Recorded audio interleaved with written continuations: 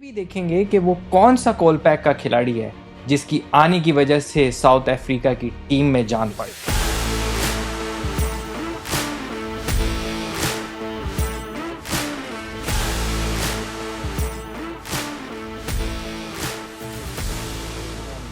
England और south Africa की series चल रही है।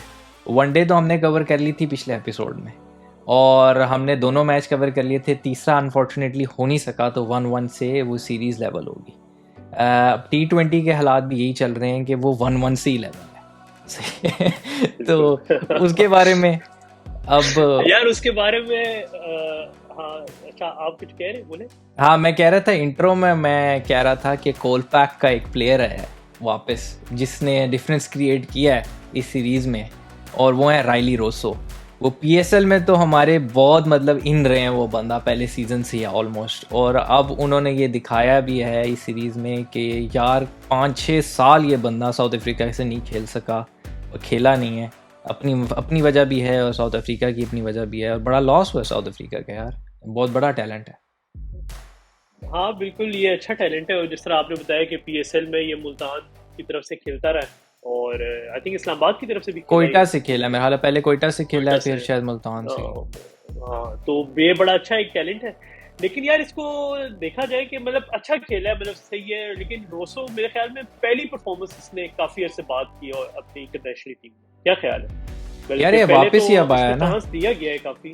हाँ नहीं ये वापस ही पे आया है। ये शुरू में 5-6 साल पहले तो ये बड़ा अच्छी परफॉर्मेंस दे रहा था और ये अलॉन्ग विद 1-2 और बैट्समैन थे, वो भी खब्बा बैट्समैन जिसका नाम भूल गया, ये कंसिडर किए जा रहे थे कि ये भी डिविलियर्स वगैरह जब जाएंगे तो ये उनका बैकअप होंगे। ठीक है, तो अनफॉर्चुनेटली जो उनकी फाइनेंशियल सिचुएशन थी साउथ अफ्रीका की, तो उनके बहुत सारे प्लेयर्स कोलपैक साइन करके वो इंग्लैंड की काउंटी वगैरह की तरफ से खेलना शुरू हो गए और उनके उस काफ़ी बॉलर्स भी गए, तो ये पिछले 5-6 सालों से खेले ही नहीं इंटरनेशनल। सही है, तो अब ये उनकी शायद डील ख़त्म हुई है, कोलपैक की एक्सपायर हुई है, तो अब ये वापस साउथ अफ्रीका के टीम में आए हैं। एनीवेज ये तो मैं बता रहा था जो फर्स्ट T20 था उसमें जॉनी बेस्टो ने तो 90 रन मार दिए, लेकिन जो टर्निंग पॉइंट था वो ये था कि जॉनी बेस्टो के 4 कैचेस ड्रॉप हुए और कुछ तो बहुत ही आसान थे। बिल्कुल ऐसा ही है और बिल्कुल इसमें जॉनी बेस्टो ने खैर 90 मारा और कैचेस भी छुटे।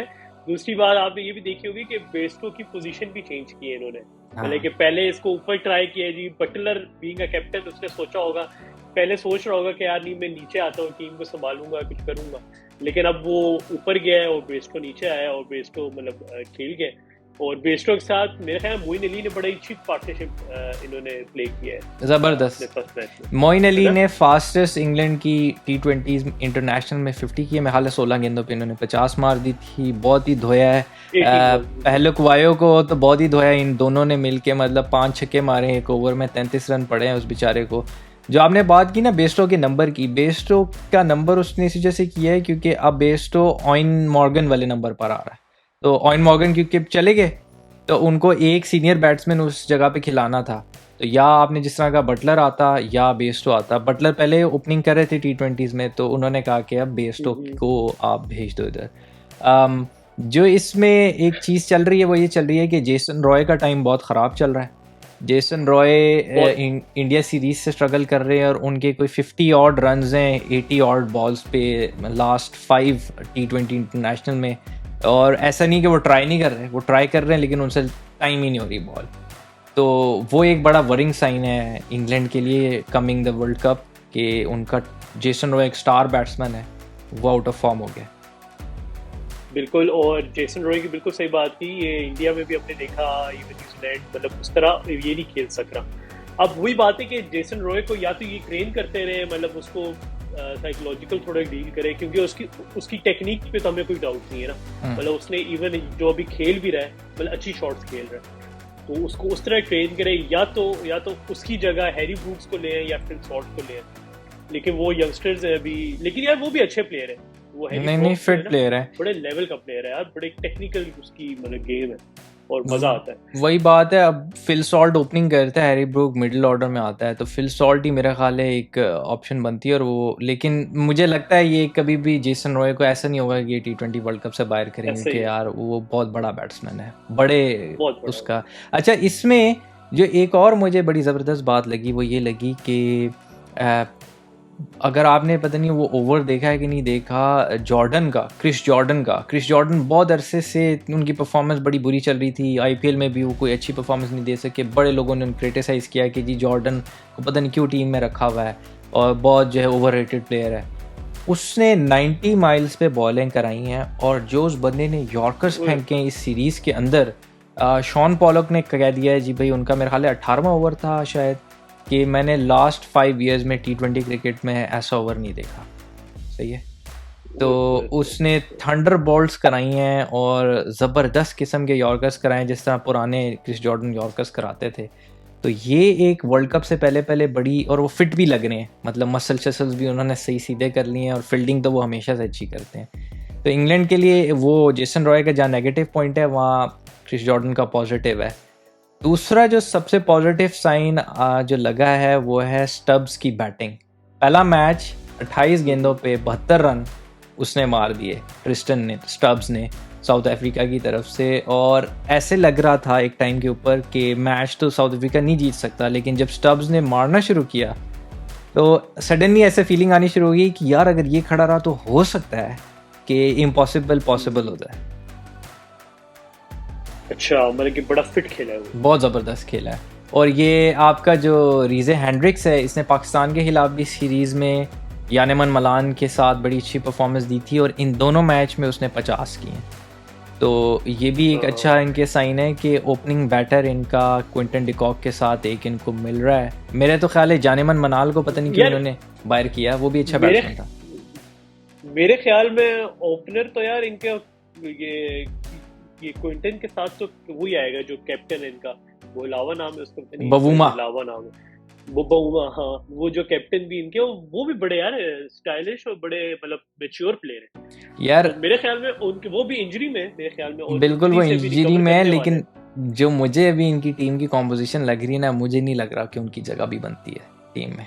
सही है, रीज़न बीइंग वो बैट्समैन तो बहुत अच्छे हैं नो डाउट, बट वो उस तरीके से तेज़ नहीं खेलते जिस तरीके से ये बैट्समैन खेलते हैं। रीज़े हैंड्रिक्स हो गया या यानेमन मलान हो गया, तो वो अब ऑब्वियसली एक तो इनका खोटा सिस्टम भी मसला है इनके लिए टीम कॉम्पोजिशन में, और दूसरा वो कैप्टन बने हुए हैं इस सीरीज़ में। तो खैर अभी डेविड मिलर कैप्टनसी कर रहे हैं पर्सनली। नहीं, लेकिन आपको नहीं लगता कि एक होना चाहिए बैट्समैन बीच में स्टेबल जो साउथ अफ्रीका, क्योंकि हमने इंडिया के अगेंस्ट भी देखा कि मतलब आखिरी जो 2-3 T20 थे उसमें साउथ अफ्रीका एकदम कोलैप्स करी थी 20 ओवरों से पहले ही।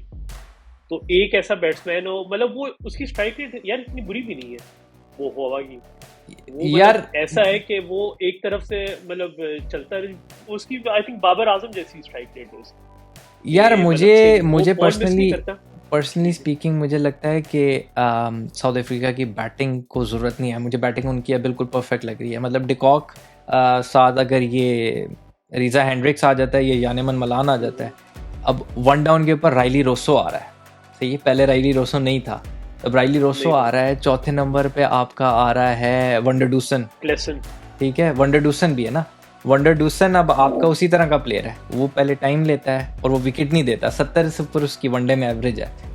तो उसके बाद आपने जैसा बोला क्लासन आ जाता है या बाकी बैट्समैन आ जाते हैं, तो मुझे नहीं लगता यार कि बहुत ज़्यादा अब उनको है। अब ट्रिस्टन स्टब्स है, वो उसने इतनी अच्छी आगे परफॉर्मेंस दे दी है, तो देखना पड़ेगा।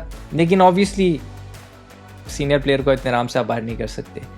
बट एनगीडी ने जहाँ पे इतने ज़्यादा रन्स बने, वहाँ पे एनगीडी ने 5 विकेटें भी ले गया वो किसी तरह। और रीस टोपले बहुत अच्छी परफॉर्मेंस दे रहे हैं, 4 ओवरों में सिर्फ 29 रन्स दिए उन्होंने, 2 विकेटें भी लिए हैं, तो उनकी गुड्डी भी चढ़ी हुई है इंडिया की सीरीज़ से अब तक। और मोइन अली जो है वो मैन ऑफ द मैच थे पहले मैच के। और दूसरे मैच में सिचुएशन ये हुई है कि राइली बॉय आ गए फॉर्म में। राइली बॉय 100 नहीं कर सके, लेकिन इधर ऑपोजिट हुआ।